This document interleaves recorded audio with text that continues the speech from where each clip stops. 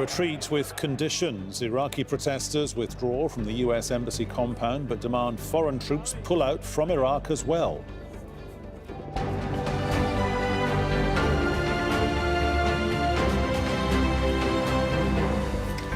Hello and welcome. I'm Peter Dobbie. You're watching Al Jazeera live from our headquarters here in Doha. Also coming up, homes in ruins, the aftermath of the devastating bushfires in southeast Australia that have already claimed at least 15 lives. Israel's Prime Minister seeks immunity from prosecution in 3 corruption cases.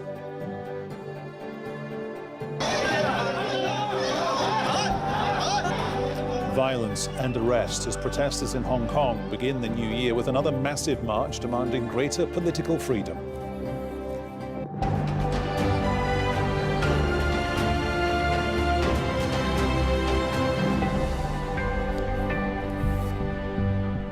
Supporters and members of an Iran-backed group have withdrawn from the US embassy compound in the Iraqi capital, Baghdad, after a 2-day siege of America's biggest diplomatic mission.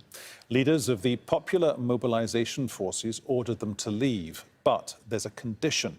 They want Iraq's parliament to vote on a timeline for the withdrawal of foreign forces. The protesters are angry about Sunday's airstrikes by the US on the Hezbollah brigade's camps that killed at least 27 people. Now, earlier on Wednesday, the crowds threw rocks and lit fires outside the compound.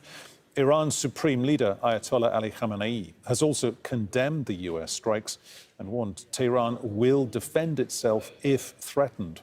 The US dispatched an extra 750 troops to the region following the protests. President Donald Trump threatened to retaliate against Iran, but said later he didn't want a war. Simona Faltin begins our coverage with this report from Baghdad. They left just as they had arrived a day earlier, determined and angry, but also pleased that they had managed to deliver a message to the US.